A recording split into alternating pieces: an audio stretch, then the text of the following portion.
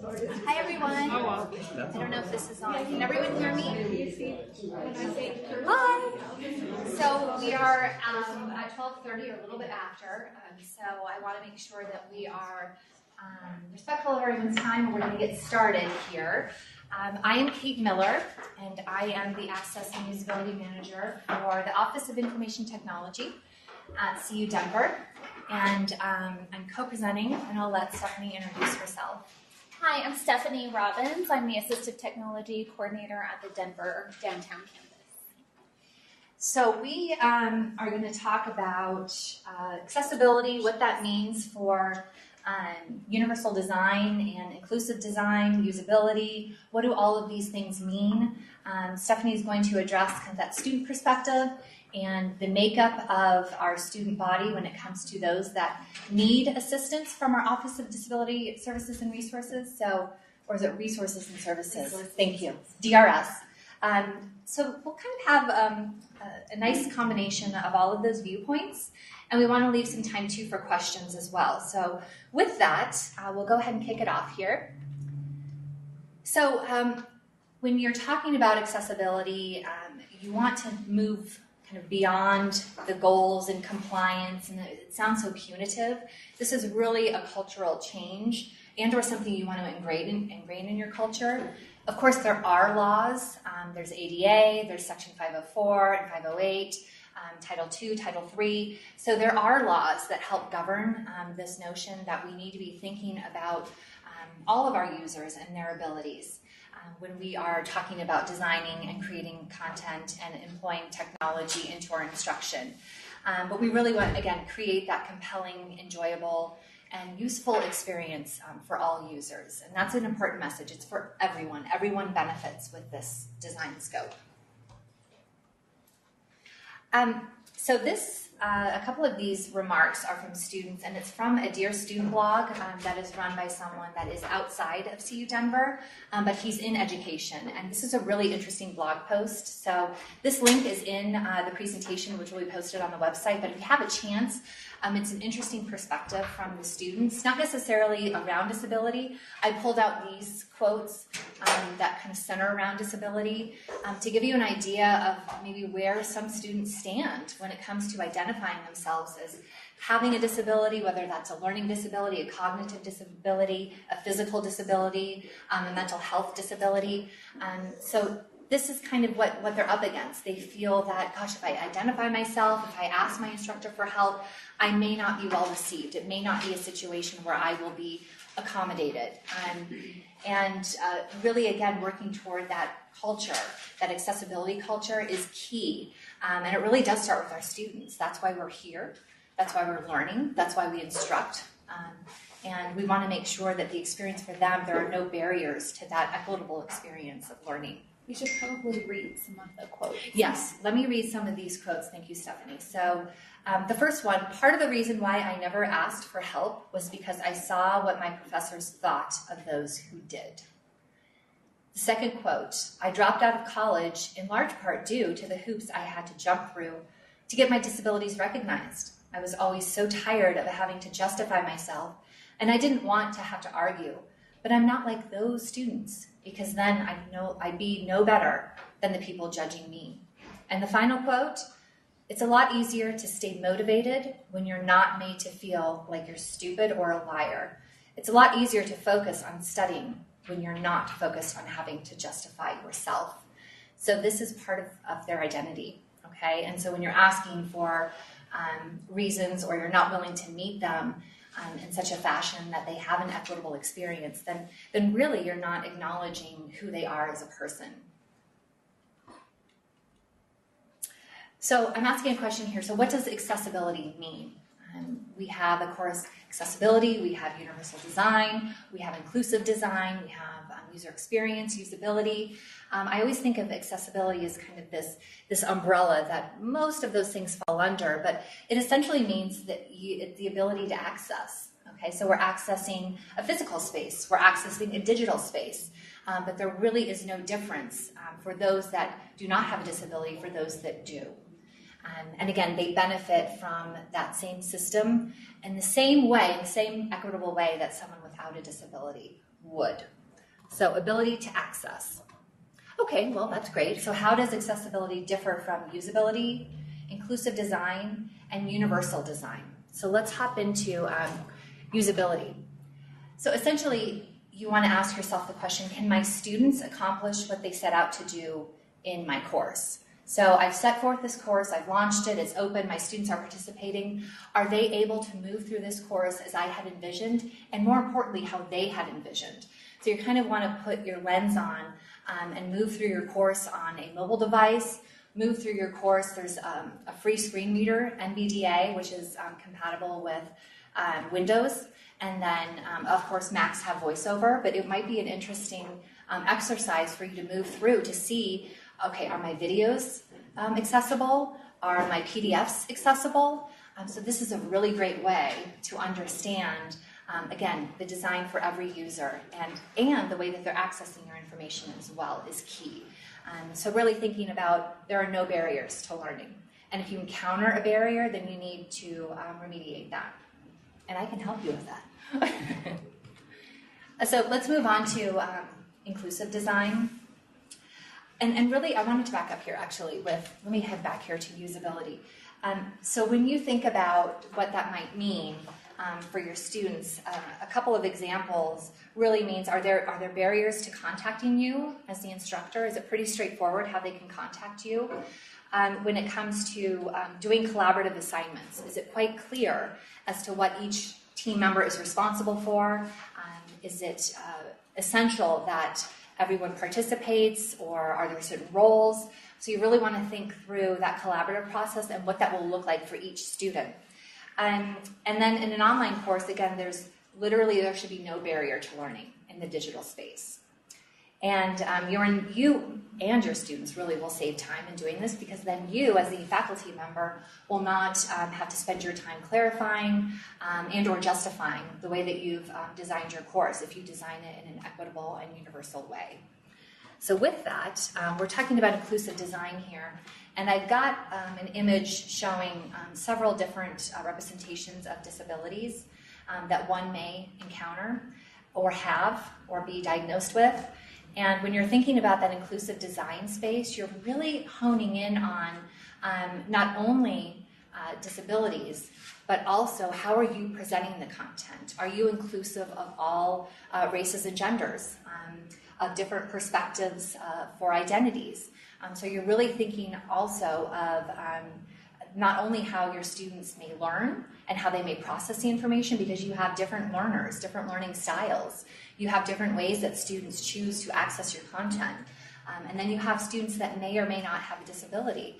So this inclusive design pattern helps you think through, are all of my students benefiting from this based on their learning style, based on their preference for digesting my content, and then based on how they learn, and then any disabilities that they may have. So I'll just read this slide here. So a design methodology that seeks to enable and to accommodate the full range of human diversity, including a wide spectrum of abilities and disabilities.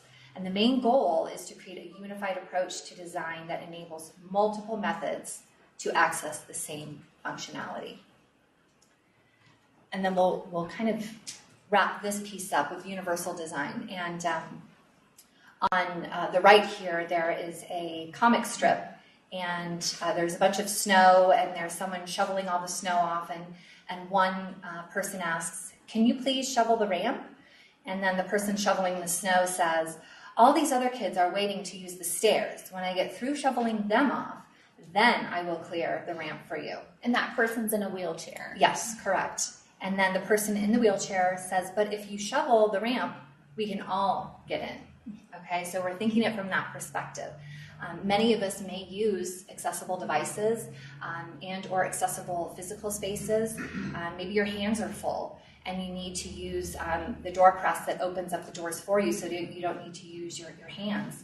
Maybe you have a broken arm or a broken leg, so you want to use that ramp. It's easier than taking the stairs or the elevator. So thinking through that lens sometimes is helpful. You may have a situational disability that you then kind of have this new perspective of how those individuals who live with these disabilities every day encounter these spaces, both physical and digital. Oh, and let me read here what universal design is. Universal design is the design of products and environments to be usable by all people to the greatest extent possible. And this part is key, without the need for adaptation or specialized design. And this is a quote from Ronald Mace, and he essentially, with a group of other individuals, he's from North Carolina State, he essentially came up with the 7 requirements for universal design. And I have a handout that I can provide to all of you, but again, there's a link in my notes section that you can also get to those 7 steps as well. And the 7 steps deal a lot with the physical space, but there is alignment too with the digital space. But in an effort to save time, again, there's a link in my slides that you can get that information. Okay, so what if I do not have a student with a disability in my course? I'm going to kick it off to Stephanie to go over this part. Thanks, Kate. Yes. So again, I'm Stephanie Robbins, the Assistive Technology Coordinator at the Denver campus, and I'm going to share a little bit with you all about our office and the students that we serve, and then a little bit of the student perspective, some information from a recent focus group with our students that wrapped up. And so to answer this question, what do I do if I don't have a student with a disability in my online course? We get this question a lot from faculty. What if I don't have a student with a disability? Well, the truth is that students with disabilities, whether taking online or face-to-face classes, they are not required to self-disclose their disability. They only need to self-disclose if they are seeking academic accommodations through our office. And so, again, this is true for online classes or for face-to-face classes. So if you're teaching an online class, you may have someone with a disability in your class that has not disclosed. And so, therefore, the faculty member may or may not know exactly how many students with disabilities are in their course. And so I'm going to talk a little bit about reasonable accommodations. And so what is an academic accommodation and where are they provided? Accommodations are academic adjustments or auxiliary aids which will enable students to fully participate in educational programs and activities. These are provided in the classroom, in online classes, internships, and any student teaching assignments. And so, again, an accommodation is not meant to kind of give a one-up for a student or to give a student any extra credits or anything. It's really to equal that level with the student and their academic program. So just real quick, some examples of accommodations that our office provides to students. We provide testing accommodations, which includes extra time on exams. We have a testing center at both our downtown campus, and we also provide accommodations at our Anschutz Medical Campus. We provide extra time, a distraction-reduced environment, a reader or a scribe or assistive technology to read exams. It could also include sign language interpreters, assistive listening devices, remote cart, which is captioning in real time, note-taking technology, peer note takers, recording in the classroom, recording software, recording devices, and then books and alternate and class materials in alternative format. So those are just some examples of the accommodations, not an exhaustive list, but just some examples. So I'm going to share with you a little bit about the demographics of students registered with our office, and please keep in mind that this is for the downtown Denver campus. And on the left, I do have an image of a pie chart that shows the percentages of the disabilities that we serve. And I will go ahead and read those off. I think it's pretty interesting, the dynamics.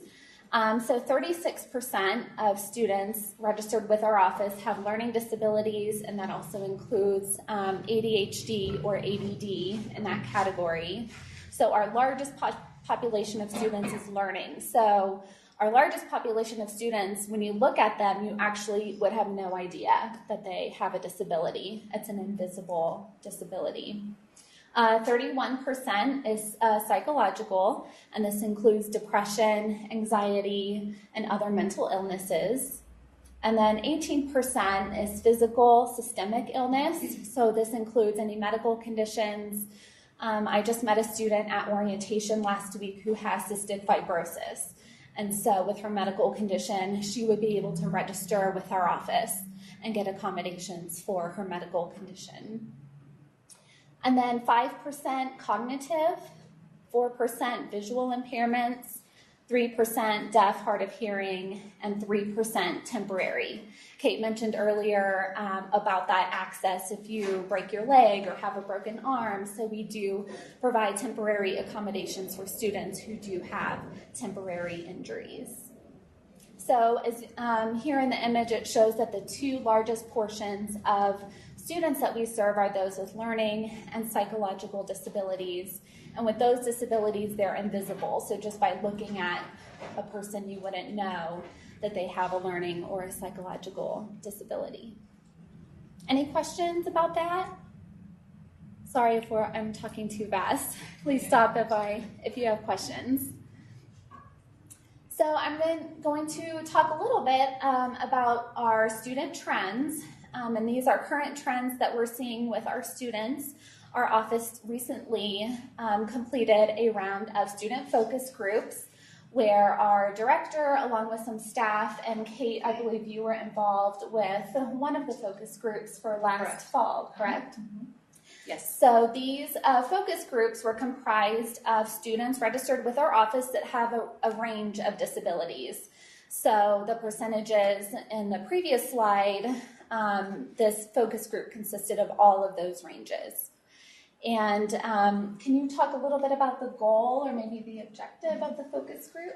I think the goal for this particular set of students was to really gain perspective from their point of view as to what barriers they may encounter, and it was more than just physical space. It actually really focused on the websites that we have and support here at CU Denver and the Anschutz Medical Campus, and the digital content as well. Not necessarily the Zoom platform or the Canvas platform, but really the content that resides both on our websites and within the Canvas course shell.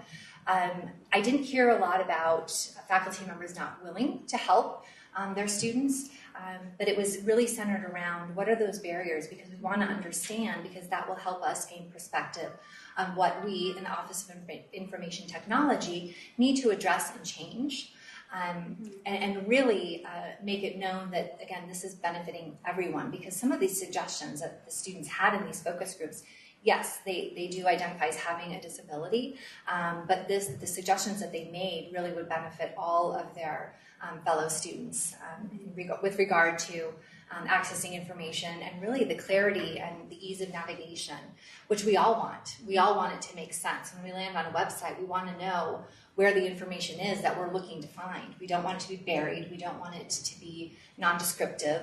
When we land in our Canvas course shell, we want to know, what am I supposed to do first, second, third? What week am I in? Why is this important that I'm doing this? How does this relate to the outcomes that I'm seeking as a student?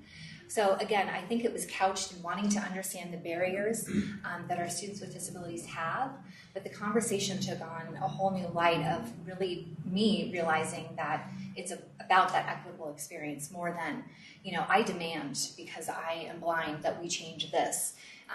It was not centered around that. They were very supportive of making sure that this benefits everyone. So I was honored to take part. Yeah, thanks, Kate. So we do have some results of these discussions and these focus groups, and this is just, I'll read off just these few bullet points, and then I'll give some examples of these as well. But we're still gathering the discussion and the information from these focus groups. So if you want more information about the results of the focus groups, just feel free to contact me, and I'll get that information to you at a later time. But the main thing, the first bullet point here, is that it was mostly a positive experience around specifically Canvas and accessing information on Canvas, and that I believe was in regards to the Canvas shell in that aspect. Some areas of concern were access to video lectures, and I'll give an example for that. And then having multiple ways of engaging with video lecture content and accessing the information in video lectures. And then there were also concerns around delays with the Canvas support hotline. There is that help icon, that help link in Canvas. And I think that that was an issue of concern. And then other areas of concern with the overall CU Denver website access, from registering for classes, accessing the course catalog. Those were other areas of concern. To go back to the video lecture and the multiple ways of engaging with video lecture content, last fall I worked with a student who's visually impaired, and she was taking an online class. And her instructor, amazing instructor, but she had posted all of her PowerPoint lectures as videos. And she only posted so she was speaking in the PowerPoint video, but she actually did not read the PowerPoint content. And she also did not post the PowerPoint file as an actual PowerPoint file. So the only way to access the information was visually. Since the instructor was not reading the PowerPoint slides, she would just kind of skip from slide to slide and then generally talk about information around that slide. She wasn't reading the content on the slide, and she did not post the PowerPoint, which would be another way to access the information. And this instructor, a longtime faculty member, she had created her whole class like this, and all of her videos were in this format. And she calls me and she's like, well, what am I supposed to do? What am I supposed to do? I can't go back and recreate all of my content, and I don't have the links for these PowerPoints. And so we had to back step a little bit, but I was able to work out a solution with a faculty member to have her and the TA write out some notes, actually rewrite all of the PowerPoints in a Word document for the student. And then they would email the Word document to the student with all of the PowerPoint notes. And then I had access to the Canvas course, so I was actually looking ahead to ensure that the student would have access ahead of time. But you can kind of see how that would be a lot of backpedaling. It was a lot of backtracking. It was extra work on the faculty member and on her TA and on myself as well. And in the end, it really wasn't fair to the student, because the student was not getting that equal access. The student was not getting access to the information at the same time that her peers were getting that information. So if the faculty had posted the PowerPoint file as well as the video, then that would have given the student a little bit more information to be able to work from. Or if the faculty had actually read all of the content in the PowerPoints, then that would have been a more equal access playing field for the student. So that's just one example. I've come across many others in my 6 years of working in higher ed, but that's just one example. And that's, I believe, one of these things that came up in this focus group. Yes? Just a question. Was the video captioned? No, it was not. And that's a good point, Salim. Yeah, the videos were not captioned, which Kate has resources for captioning videos. We have resources for captioning videos as well. So, and I think this brings up a couple of different important points, in that this is why accessibility should not be an afterthought, but really a forethought. Mm-hmm. And frankly, I don't want everyone to think, okay, I need to literally burn my course down and start over. That's not the case, and I don't want to send that message. Really, there's an opportunity here to look for those easy wins, because there's a lot of things that you can do in your course today. Headers, alt text for your images, YouTube captioning. So there are some things that you can do right now to help remediate it, to help at least propel yourself forward. If you're making an effort, believe me, that goes a long way. And also, when we have our high-profile systems, such as our portal, our registration page, that are inaccessible to screen readers, we really open ourselves up to lawsuits. And there are many organizations that are very powerful that will represent a body of students that cannot access these high-profile access points within our university. So we're kind of in a position right now, CU Denver, to really be proactive in this sense, because we have not encountered an investigation from the Department of Justice or the Office of Civil Rights, but it could come. So right now is the time to kind of move that forward. Mike? So in the private space, so it's quantifiable that when we make digital applications completely usable to the whole pie chart, they are better experiences, period. Mm-hmm. So from a messaging perspective, it's so leading with that, like the overall win, I think, versus, because there's obviously lots of hammers out there. However, the motivation, from our experience, what we do, like we always lead with, like, it's quantifiable. This is a better experience overall to the whole pie chart. Thank you for that, Mike, and I appreciate that. And that kind of goes back to inclusive design as well.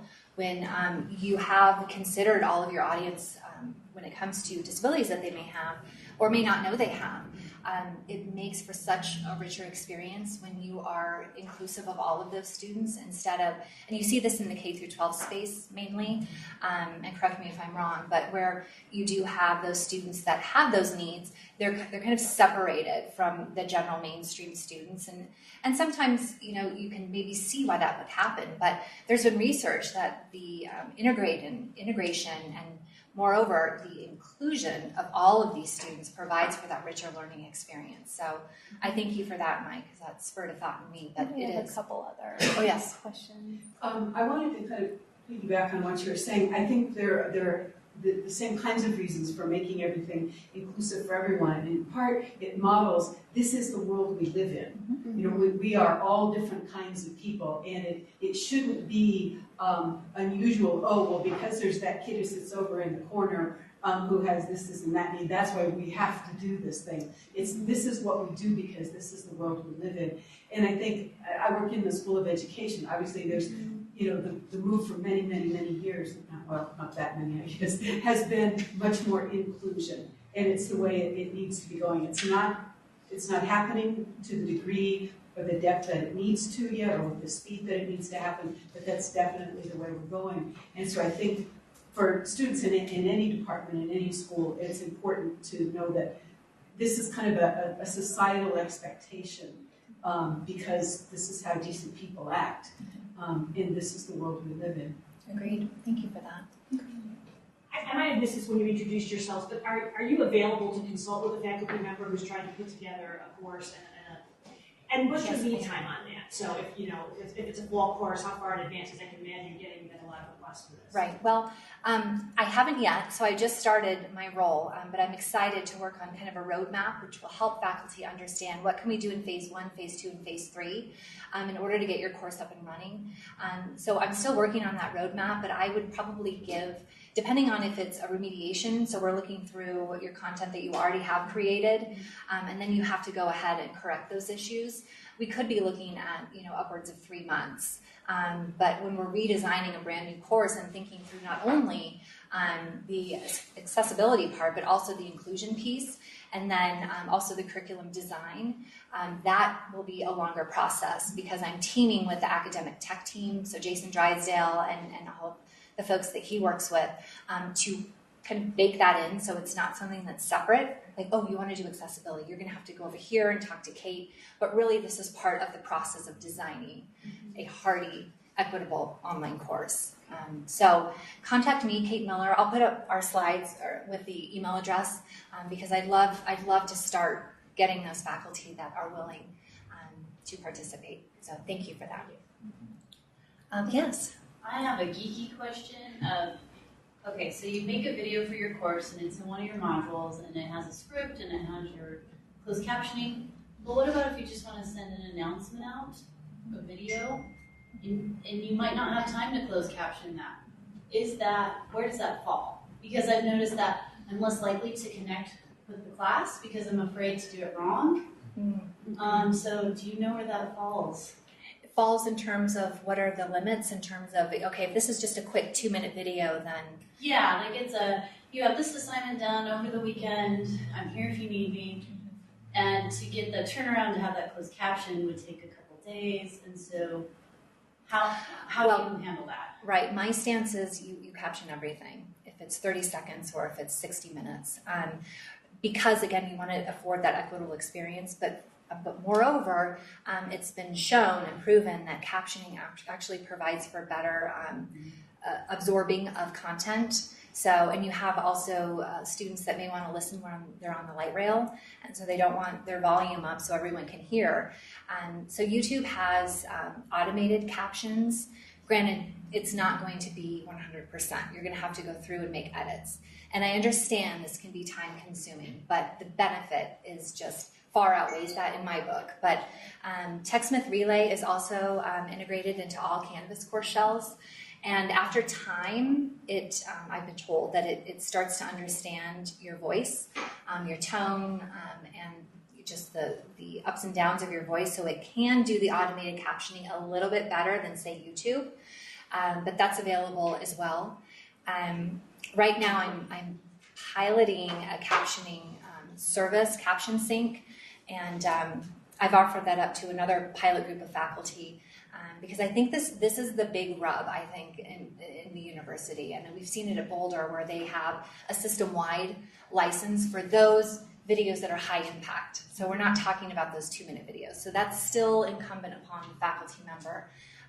Again, if we're baking that into our culture, if that's just, we know this is the world we live in, I'm hoping it'll become more mainstream. I know it's a big ask, but that's caption everything. And just to add to that, I would just recommend to just include a text transcript or a document, just to have that text of your announcement. That's just another way for students to also access the information. Well, so you have the video and then you can write out in the announcement box. But I think in that regard, it's like, why make a video? Just do text. Right. Mm-hmm. So then, yes, I understand where you're going, because you want diversity in how you're presenting content. You don't want blocks of text. You want to present a video. Yeah. So that's the rub, really. But if in doubt, write it out, and then if you can elaborate, do that. Mm-hmm. I'm working on several initiatives, and captioning is one of them. Yes, I'm going to hear that. You could also use Google Docs, text to speech, or speech to text. So while you record your video, you have that running in the background, and it captures it. You still have to edit, but it's not. I think it could be less than the auto captioning or whatever in YouTube. That's how my 4th grader does his homework. And they have wonderful PowerPoint as well. Okay. Even you could have had this as you talk, it would have appeared on the screen live. Yeah. Right in front of us. And they're all free with the newest version. Yeah. Okay. Thank you. Thank you for that. Yes. I was just going to say, captions are also extremely useful for students whose first language is not English. Thank you. And it makes a Thank huge you. difference. Yes. And especially those short announcements, just to make sure, remember that this is due Friday before 2 o'clock, but after 2 o'clock, to get all of that kind of stuff, it's really helpful. Thank you. Mike? The latest Apple operating system allows you to do your own closed captioning as well, so you can, and sometimes I know working with professionals that it's great that you get to, give your personality behind it. However, when you start to caption it out, you realize all right, did I get the right message? So it kind of helps you script it out too sometimes, but the Apple operating system allows you to do that yourself. Can you talk about Google Apps accessibility? Ken? Mike, that's directed to you. I'm sorry. I apologize. Say that again? Can you talk about Google Apps accessibility for screen readers? Yeah, absolutely. How much time do we have? We are running short on time, and Mike is our keynote speaker, and I will be introducing him later on in the afternoon. But perhaps, Mike, if you'd be willing to maybe hang around, we can address any questions to him. Happy to do that. Wonderful, thank you. In a nutshell, what Google has made, so with the free screen reader in VBA, Visual Desktop Access, it's actually really, really well done. VFO, the maker of JAWS, which is a for-profit screen reader technology. They did not open up their APIs to Google until about a year and a half ago, so that screen reader is behind. They're making immense progress with it, but so depending on the screen reader, you're going to get varying experiences with it. Okay. So we have a couple more as well. I have one more slides here, so I'll kind of zoom through these, so forgive me. But again, these slides will be available on our website, so you can peruse them at your leisure. So what does this all mean for me as a faculty member? I don't want to scare everyone thinking that it seems like a lot of work, I don't have a lot of time, and I understand that, and I want to be thoughtful about that. So just even thinking about how your students are learning is a step in the right direction. So the why of learning. So you may have students. So I've got several images up here on the screen. Well, 3 images. And they're all 3 images of the brain, but different parts of the brain that are highlighted how students are learning. So the first one, the why of learning, is kind of this green circle, if you will, and it's for purposeful, motivated learners, and it stimulates interest and motivation for learning. So you may have some students that are in this bubble. Okay, the what of learning. This is representation. So for resourceful, knowledgeable learners, present information and content in different ways. So then we're talking about the video. We're talking about the images. We're talking about blocks of content. And then the third one, the how of learning. So this represents action and expression. So for strategic, goal-oriented learners, differentiate the ways that students can express what they know. Okay, so maybe you have students that don't necessarily want to write a paper. They feel more comfortable recording themselves and verbally discussing their findings. So that's thinking about the different ways that students want to engage with the content, but also present the content on behalf of themselves. So my next slide here, and I have a text-only version of both of these slides, this one and then the next one as well. There's a link in my slides. In our slides. So this next one, again, those 3 buckets, so representation, action and expression, and engagement. And this is universal design for learning. So we talked about universal design as the concept where it makes it equitable for all users with minimal accommodations needed to provide that experience. So this takes that concept and then breaks it down to learning. So how are my students learning? Who might be in my class and how do they learn? So this provides opportunities for you to look at each one of those sections and then think about ways that you can do that in your course. So provide options for perception. So offer ways of customizing the display of the information. I'll just read a few of these under representation. Offer alternatives for auditory information, offer alternatives for visual information. Okay, so that's representation. So that's how you're displaying your content. Action and expression. This was providing options for that physical action. So vary the methods for response and navigation. Optimize access to tools and assistive technologies. And then the third one, and again, there's several, I just want to give a description here. There's several examples underneath each one of these buckets, but in the case of time, I'm not going to go through all of them. And then the final one, engagement. Optimize individual choice and autonomy, optimize relevance, value, and authenticity, and minimize threats and distractions. Okay, so again, these key kind of pieces that reside under universal design, but focuses on how are my students learning? How are they grabbing hold of this content? So again, this is just a slide, and I have 3 images here. Equality versus equity. The first one indicates, is assumed that everyone will benefit from the same supports. They are being treated equally, so all of them, so it's assumed that they're all standing on boxes, and they're all trying to see a baseball game. And one of the participants is too short, so he or she cannot see over the fence, but they were given a box, okay? So they should be able to see that kind of concept, but one of them can't. In the second image, individuals are given different supports to make it possible for them to have equal access to the game. They are being treated equitably. So in this image, the first image where the little boy was not tall enough because he didn't have a big enough box. In the second image, he now has 2 boxes, so he can see. everything now that everyone else can have, but he has a different accommodation here. In the third image, all three can see the game without any supports or accommodations because the cause of the inequity, the barrier, if you will, was addressed. So they removed the fence. So now everyone can see. And there's no need for any sort of accommodation needed. And then just another image here when we're talking about this supports access to, and we've got universal design for learning categories and then accessibility categories. Accessibility addresses physical learning environments, ramps, handrails, elevators. And then when we move into the universal design for learning space, we're talking about content. We're talking about learning. We're talking about expert learning. So content, accessible documents, closed captioning. Do you have that? Are you providing that universally designed learning experience? Learning, the learning piece of this. Enriched options for engagement, content representation, and expression of knowledge. Okay? And then expert learning, resourcefulness, knowledgeability, drive, grit.